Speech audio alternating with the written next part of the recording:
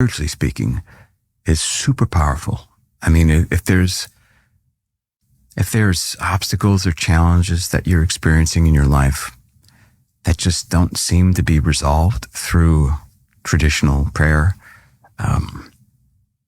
Jesus himself was confronted by the disciples at one point. I think they were trying to cast out these demons in their community, and it wasn't working. And they had been given the power to do that, and he comes up on them, and they basically said, well, we tried everything. We tried, cast them out in your name, and it didn't work. Why didn't it work?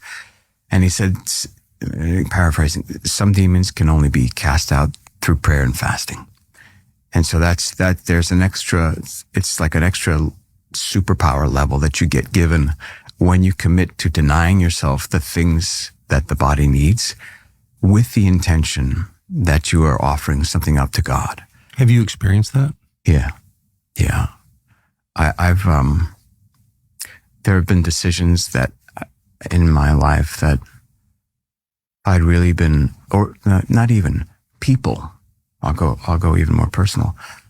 People that I prayed for that were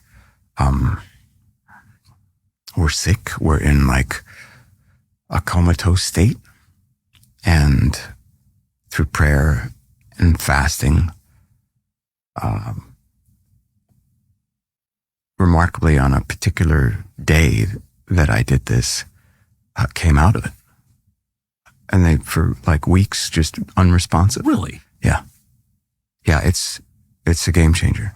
Fasting. Yeah. In fact, so to tie it to part of the reason why I'm here today, it's on Fridays in this prayer challenge on Hallow, Mark Wahlberg and Chris Pratt handle the fasting portion of the challenge. So you go through this challenge 7 days a week, and on Fridays, which is the day we typically fast from meat, they get into the spirituality and the psychology of fasting, but the potent spirituality of denial and what that means. And it's super powerful, man. It affects change like few things do. Really? Yeah. And that's like a true fast, not eat. Yeah. I mean, it's something that I would pray about. Like if for some people, having just bread and water is extremely difficult. Or even just like a bowl of soup or water, or like, there's the church, the Catholic Church has sort of a suggested guides. So it's essentially one meal and like partial meals, not a full second meal, I believe is one meal a day. But if that's too easy for you and you're like, well, it's not, I don't feel like I'm sacrificing anything by just one meal. Like I want to go no food at all, or maybe just some water or a couple of pieces of bread, bread and water. Then that becomes your fasting. So I think it depends, but it's always something that I take to in prayer first. Lord, how do you want me to approach this fast? How can I deny myself? What do you need from me in this fast? And how can I serve you better through this fast? It's funny. Fasting is the one piece of religious observance that has pretty much disappeared in public conversations about religious observance. I mean, fasting sounds like a medieval practice. Well, especially here in the West. You go to the Middle East, it's like, what are you talking about? Of course I'm fasting. Where's a full month? Yeah. We're in it right now. Yeah, no food or water or tobacco or sex during the day, period. Wow. Yeah. No water. But there, it's considered like a celebration. Yeah.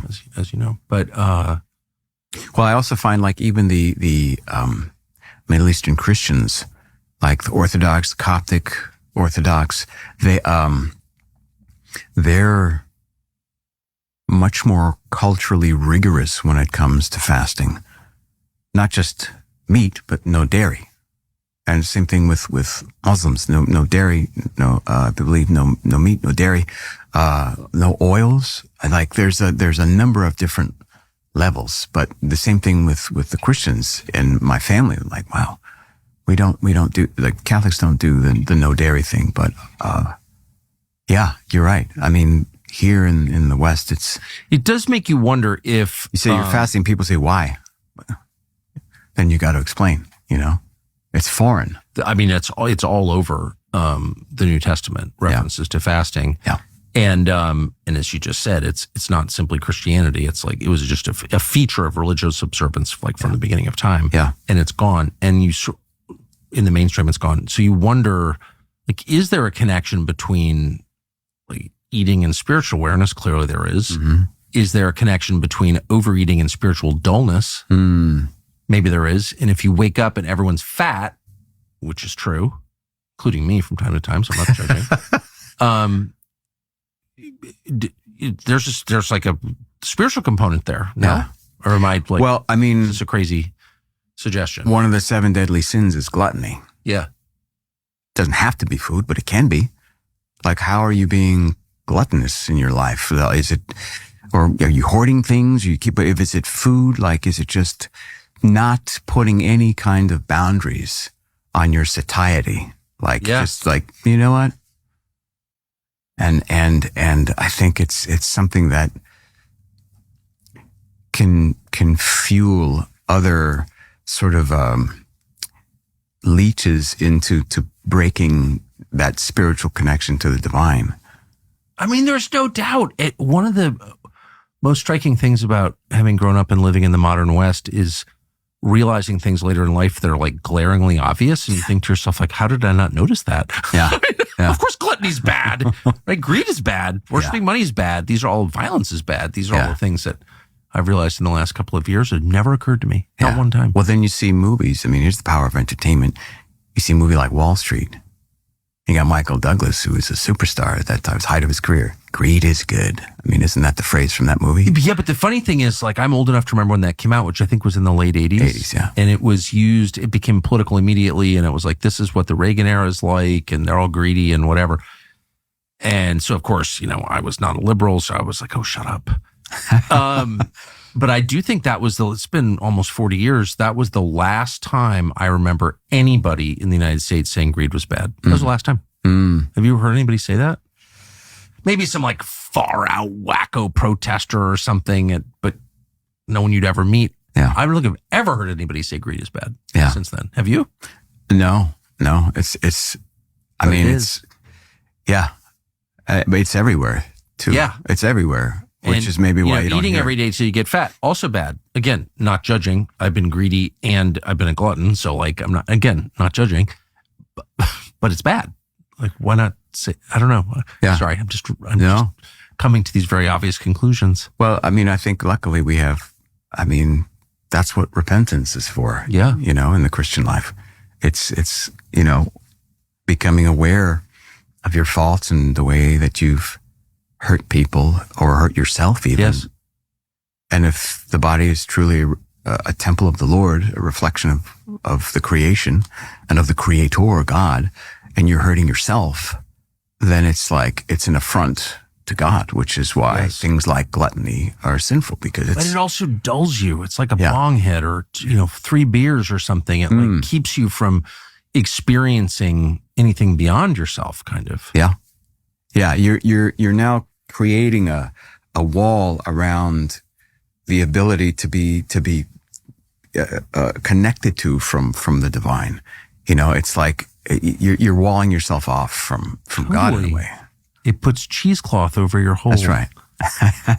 You know what I mean? I love that you used food as a reference to. I'm just thinking of like something that kind of dulls the camera and makes the edges softer, and you sort of don't fully perceive what's happening. I mean, you eat 2 Big Macs, you're not as aware of anything. Oh my gosh. It's like, talk about comatose. It's a head injury, right? Yeah.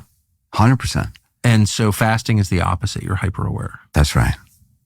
And your mind is just like, you sense everything. Interesting.